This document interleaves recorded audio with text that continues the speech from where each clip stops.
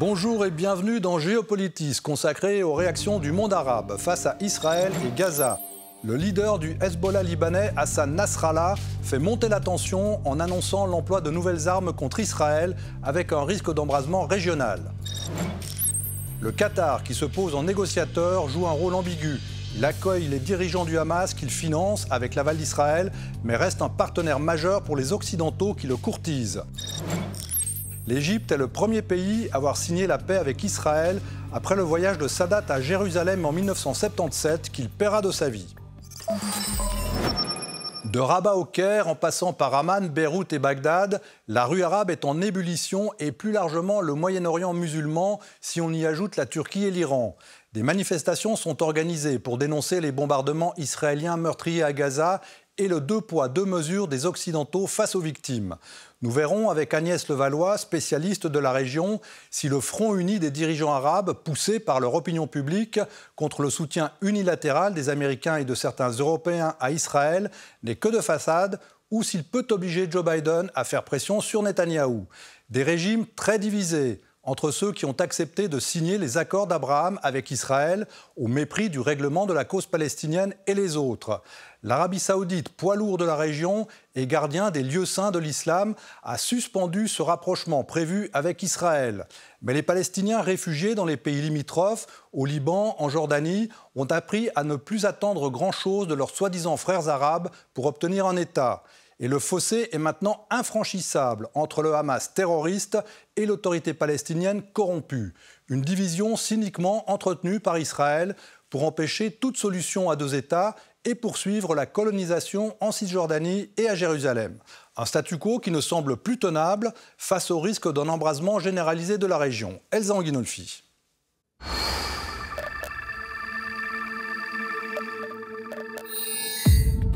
À la frontière entre le Liban et Israël, les frappes de part et d'autre sont quotidiennes, toujours plus en profondeur dans les territoires des deux pays. Le Hezbollah libanais revendique l'utilisation de drones suicides et de missiles.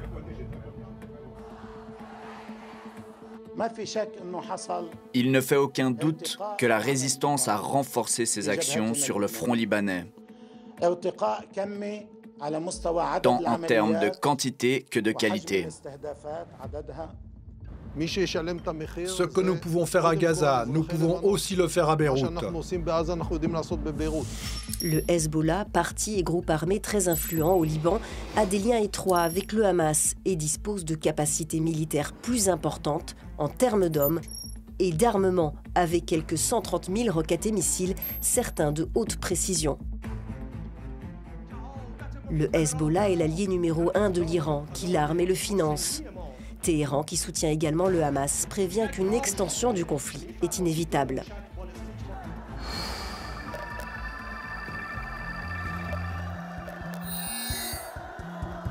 Au Maroc, en Algérie, en Égypte ou encore en Jordanie. Dans les rues des grandes villes arabes, les manifestants sortent en nombre pour dénoncer la situation à Gaza.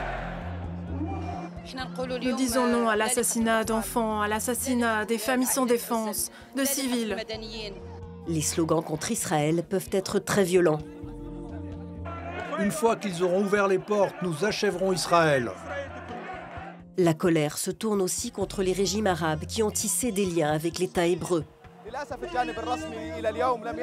Malheureusement, les officiels jordaniens n'ont pas pris de mesures concrètes sur le terrain.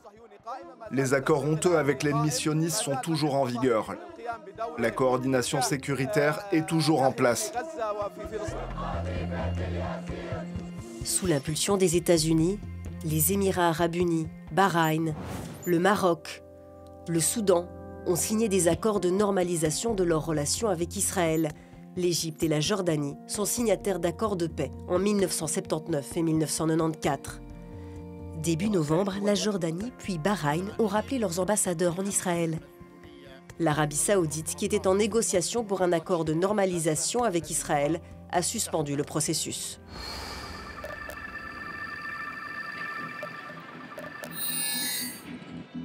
C'est dans le Sinaï, en Égypte, que se situe le seul point de sortie pour les Palestiniens.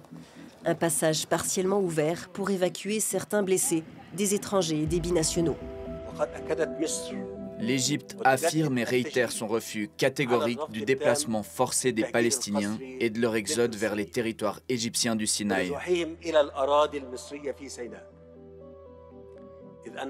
Car cela ne représente rien de plus qu'une liquidation définitive de la question palestinienne, la fin du rêve d'un État palestinien indépendant. Le régime égyptien ne veut pas devenir responsable du sort de milliers de Palestiniens qui pourraient fuir en Égypte avec peu de perspectives de retour, alors que le pays est déjà fragile économiquement.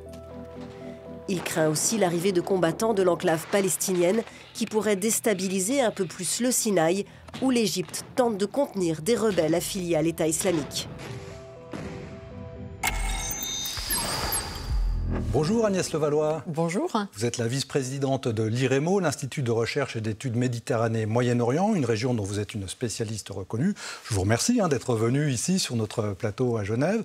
Alors on vient de le voir, l'Égypte est en première ligne, un peu coincée entre ses accords sécuritaires avec Israël et puis une opinion publique évidemment qui bout. Est-ce que Sisi est un peu sur la corde raide ? Oui, je pense que pour Sisi, la situation est extrêmement compliquée parce qu'il se doit, comme vous l'avez très justement rappelé, tenir compte de cette opinion publique, alors qu'on avait le sentiment ces derniers temps que l'opinion publique ne comptait plus et elle s'est fortement mobilisée à nouveau sur la question palestinienne en raison de ce qui se passe actuellement entre Israël et Gaza. Et donc Sisi, qui pour l'instant gère son pays de main de fer, est obligé quand même de tenir compte de cette réaction de l'opinion publique, d'autant plus qu'il a des élections bientôt et que donc il tend aussi à montrer qu'il est toujours légitime à diriger le pays. Et c'est justement ces élections, elles peuvent subir d'une certaine manière le contre-coup de ce qui se passe. Il n'est pas menacé quand même. Non, il n'est pas menacé parce qu'en fait tous ses adversaires ont disparu de la scène politique et il a fait en sorte qu'il n'y ait aucun prétendant sérieux contre sa candidature. Donc ça ne remettra pas en question son élection, mais si la population réagit très fortement à ce qui se passe à Gaza, ça peut d'une certaine manière quand même un petit peu l'affaiblir sur la scène intérieure et il ne peut pas se le permettre, surtout que l'Égypte traverse une crise économique quand même et sociale très grave. Oui, on l'a vu, il ne peut pas accueillir des centaines de milliers de Gazaouis, c'est pas possible. Alors, il ne peut pas pour des raisons financières et sociales, mais surtout pour une question politique, puisque accepter de recueillir ou d'accueillir les Palestiniens, ça voudrait dire que l'Égypte serait complice finalement d'une deuxième Nakba qui veut dire la catastrophe et qui fait référence en 1948 lorsque les Palestiniens ont été chassés de chez eux. Et les Palestiniens savent très bien, les réfugiés, ceux qui sont partis en 1948 et en 1967, qu'ils n'ont jamais pu revenir. Et donc pour l'Égypte, c'est absolument impensable politiquement d'être complice éventuellement de ce départ de ces Palestiniens en sachant qu'ils ne reviendraient pas. Alors on l'a vu, la rue arabe est en ébullition un peu dans toutes les capitales. Est-ce que ça remet en cause aussi tous ces régimes très autoritaires ? Oui, puisque là aussi, ces dernières années, finalement, on ne parlait plus de cette question palestinienne, nécessairement qu'elle avait complètement disparu des écrans radars, que les régimes autoritaires avaient repris les rênes du pouvoir après les mouvements de contestation qui avaient ébranlé certains de ces régimes. Et donc cet autoritarisme qui s'est développé maintenant depuis quelques années est remis en question par cette mobilisation à laquelle les dirigeants ne s'attendaient pas, pensant que tout avait été calmé, qu'ils contrôlaient complètement la situation. Et même aux Émirats arabes unis, qui est un pays qui a normalisé avec Israël, il y a eu quelques manifestations, alors que c'est un pays dans lequel on ne manifeste pas. Alors, on a vu ce week-end, donc samedi, cette réunion de la Ligue arabe et de l'OCI à Riyad, ce front uni, on va dire, du monde arabo-musulman, mais derrière, il y a des disparités énormes. Oui, on voit bien d'ailleurs qu'en apparence, il y a cette unité avec quelques déclarations fortes, mais concrètement, aucune mesure n'a été prise, puisqu'on voit bien qu'il y a quand même des pays qui continuent à vouloir garder des relations à peu près correctes avec Israël, en dépit de la violence de ce qui se passe sur le terrain. Donc, ils font des déclarations publiques selon lesquelles, effectivement, on condamne Israël, mais au fond, ils ne veulent quand même pas complètement couper les ponts. Et d'autres pays, en revanche, alors je vais dire l'axe de la résistance, pour prendre une terminologie que l'on connaît, incarnée par l'Iran, mais aussi la Turquie qui a rejoint ce camp, il y a des propos extrêmement durs et qui sont une façon de montrer que ceux qui ont fait le choix d'un rapprochement avec Israël, eh bien, ont fait le mauvais choix par rapport à eux qui qui ont toujours été dans le camp de la résistance à Israël. Alors justement, ce camp de la résistance, il y a évidemment un acteur central qui est le Hezbollah. On a vu les positions de Nasrallah, elles ont évolué vers plus de dureté. Il parle même de nouvelles armes qui sont utilisées. Est-ce qu'il faut craindre un embrasement régional? Alors je continue à considérer et à penser que le Hezbollah ne veut pas rentrer dans cette guerre au-delà de ce qu'il fait, c'est-à-dire qu'il peut afficher que le Liban est entré en guerre contre Israël, mais de façon très mesurée et très prudente, mais ce qui montre quand même, qui affiche un soutien au Hamas, et c'est important en raison de la rhétorique déployée par le Hezbollah maintenant depuis des années, mais le Hezbollah ne veut pas prendre le risque que ça aille plus loin, puisque ça voudrait dire qu'Israël à ce moment-là bombarderait. Ça rappelle 2006, je rappelle cette guerre qui existait de 33 jours entre Israël et le Liban, qui dans un premier temps a été soutenue par tous les Libanais qui ont soutenu le Hezbollah, qui s'était engagé dans ce bras de fer avec Israël, mais au regard des destructions et du nombre de morts, plus de 1000 morts, eh bien une partie de la population s'était détournée du Hezbollah. Donc le Hezbollah, qui est aujourd'hui au centre du jeu politique au Liban, ne veut pas prendre le risque de perdre cette position centrale. Et l'Iran, le parrain du Hamas, du Hezbollah, est-ce qu'il aurait un intérêt à ce que justement ça dégénère ? Alors je ne crois pas. Je crois que les Iraniens sont aussi conscients du fait qu'avec la présence de 2 porte-avions américains au large des côtes libanaises, eh bien, le danger serait bien trop grand et que l'Iran essaye plutôt de capitaliser sur cette position de défenseur des Palestiniens, de soutien au Hamas et au Hezbollah, mais sans aller trop loin, puisque la réaction risquerait d'être là aussi très grave en termes de conséquences pour le régime iranien et pour l'Iran. Alors, vous avez toujours dit que la question palestinienne restait une question majeure, une question centrale, un peu on va dire, la mère de toutes les batailles, mais sans solution politique, il n'y aura jamais de stabilité. Non. Est-ce qu'après ce drame de la guerre à Gaza, est-ce que ça va vraiment pousser la communauté internationale à vraiment prendre ses responsabilités et à mettre en place une vraie, et j'insiste sur le mot vrai, transition politique avec un vrai projet politique pour que enfin cette question soit réglée et qu'on ne soit plus dans cette spirale de la violence dans laquelle nous nous trouvons maintenant depuis des dizaines d'années.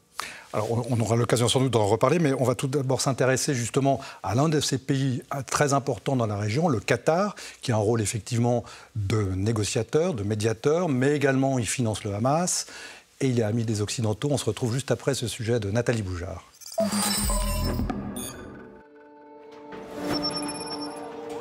Les combats continuent à faire rage à Gaza.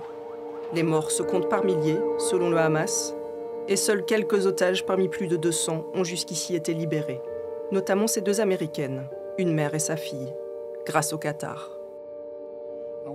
Je tiens à remercier nos partenaires de la région, et en particulier le Qatar, qui ont travaillé en étroite collaboration avec nous pour soutenir les négociations visant à faciliter le départ de ces citoyens. D'autres pays se tournent également vers cette monarchie du Golfe pour négocier des libérations. Il faut dire qu'entre le Qatar et la branche politique du Hamas, les liens sont forts, depuis des décennies. Une proximité idéologique et religieuse, l'Émirat soutient le mouvement islamiste sunnite des Frères musulmans, dont est issu le Hamas. Relations financières aussi. La monarchie du Golfe finance depuis des années la reconstruction dans la bande de Gaza. Elle a versé des centaines de millions de dollars par an pour payer les salaires des fonctionnaires du Hamas, acheter du carburant et aider les familles pauvres. Et cela avec l'aval d'Israël. Enfin, depuis 2012, après les printemps arabes, le Hamas a installé son bureau à Doha.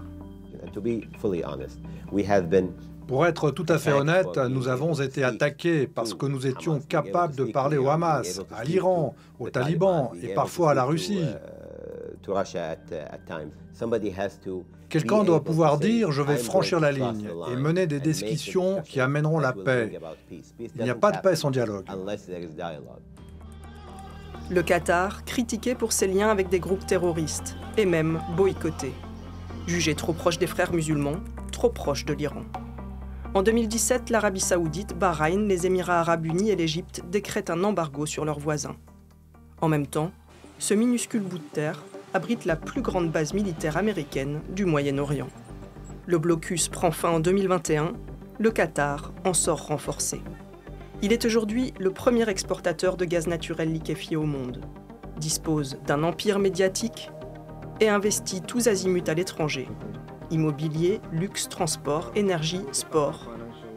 Devenir incontournable pour se protéger, c'est la stratégie que suit l'émir Tamim bin Hamad Al Thani afin d'assurer à son pays indépendance et sécurité.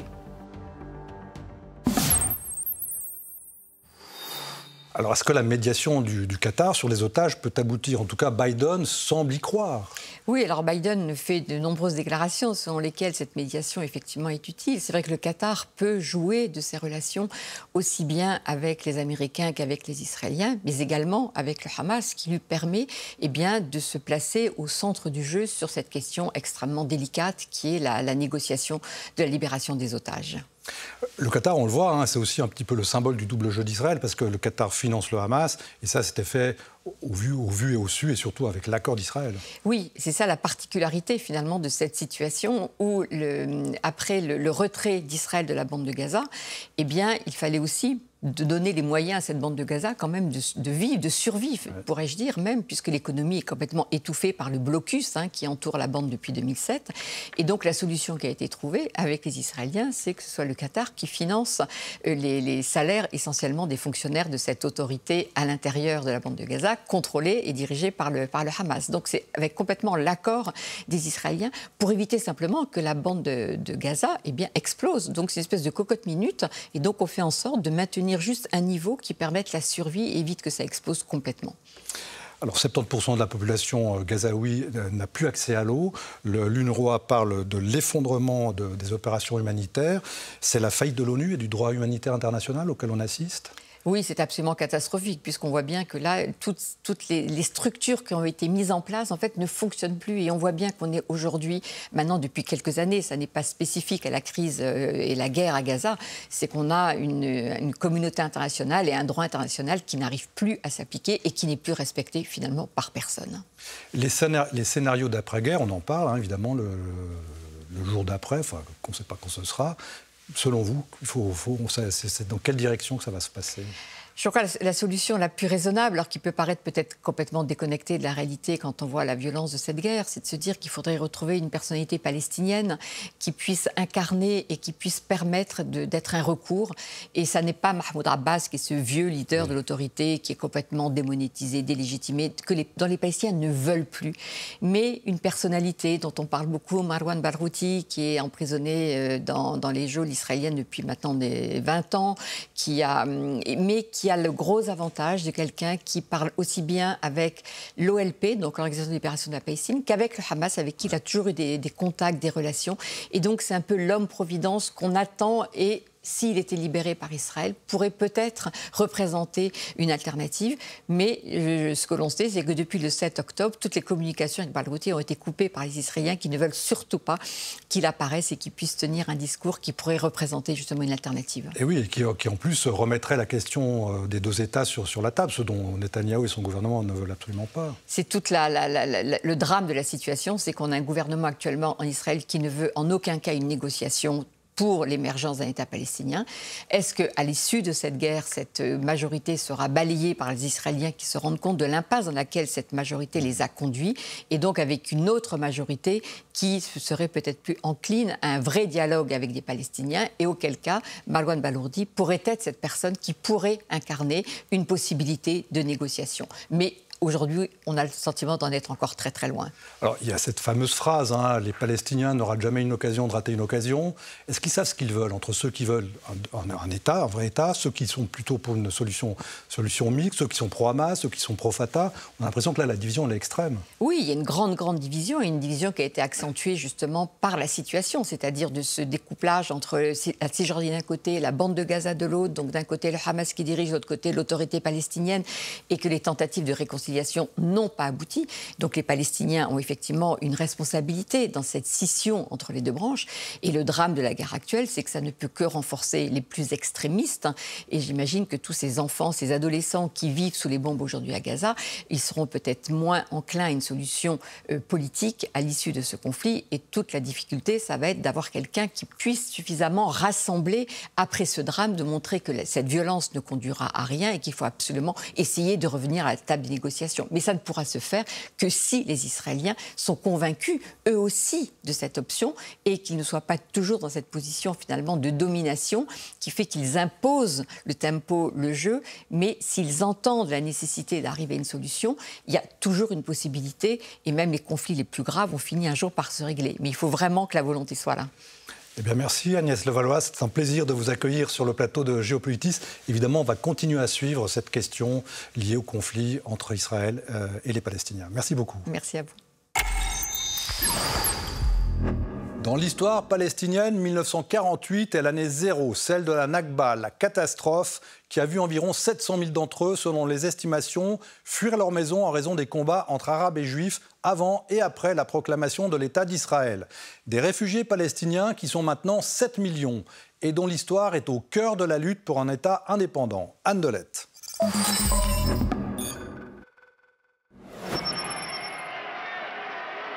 Le 14 mai 1948, l'État d'Israël est proclamé.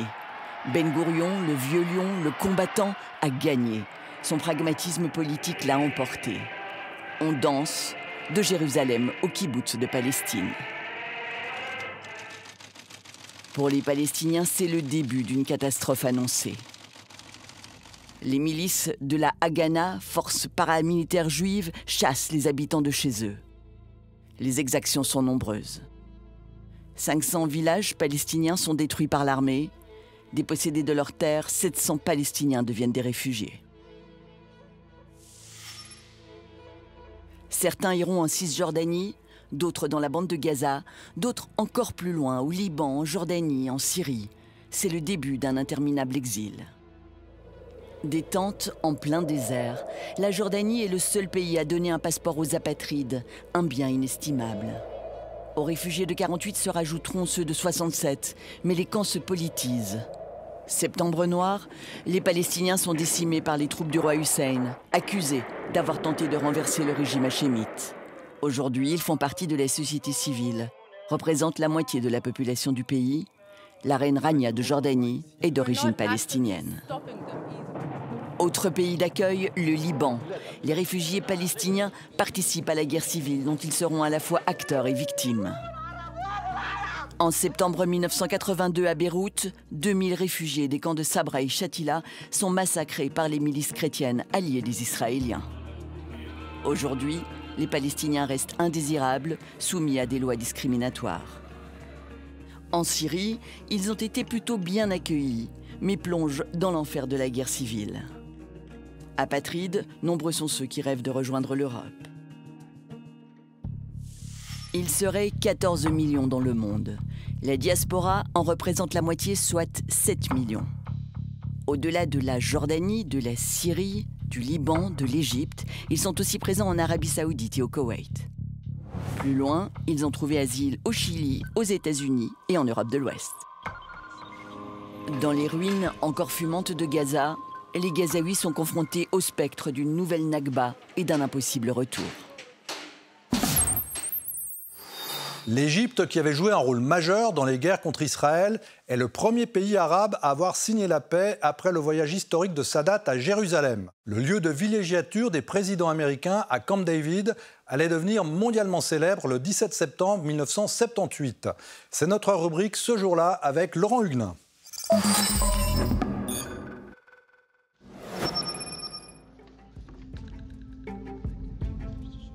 Cette cérémonie de signature et la poignée de main qui a suivi sont entrées dans l'histoire.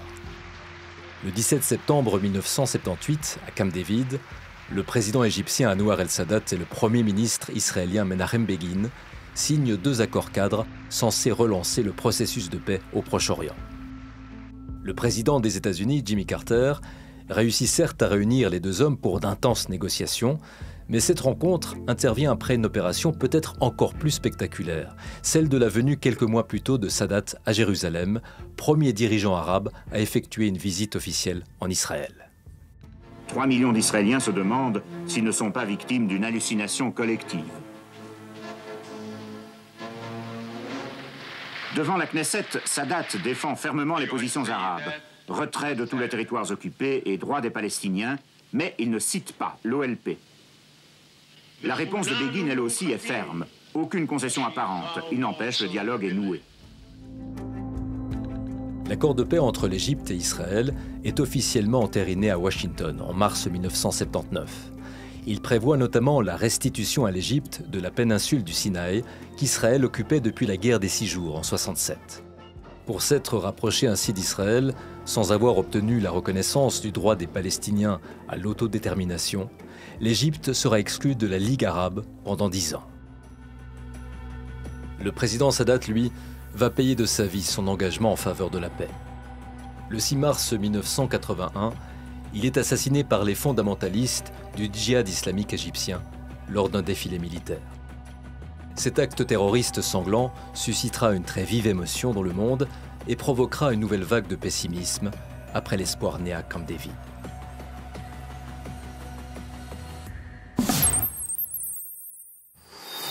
La culture figure aussi comme victime collatérale de la guerre de Gaza. L'écrivaine palestinienne Adania Chibli devait recevoir un prix lors de la foire du livre de Francfort qui s'est tenue du 18 au 22 octobre. Mais la direction du salon a décidé de reporter cette remise de prix et d'annuler toutes les interventions et rencontres avec le public de l'autrice. La raison invoquée était de rendre les voix israéliennes particulièrement audibles alors que le dernier livre d'Adania Chibli raconte l'histoire vraie d'une adolescente bédouine violée et tuée par des soldats israéliens pendant la Nakba en 1949. Et puis c'est la chanteuse israélienne Noah qui annonce avoir été contrainte d'annuler sa tournée en Europe parce qu'elle craint pour sa sécurité, alors qu'elle est une inlassable militante pour la paix. Il y a beaucoup de gens qui sont dangereux et haineux et qui se définissent comme des gens de paix. Mais en réalité, ils ne font que propager la haine et la violence. Je vous remercie d'être toujours fidèle au rendez-vous de Géopolitis. Vous pouvez nous retrouver sur notre chaîne YouTube, sur la RTS et sur TV5 Monde. La semaine prochaine, nous nous intéresserons à la menace djihadiste en Europe. Portez-vous bien.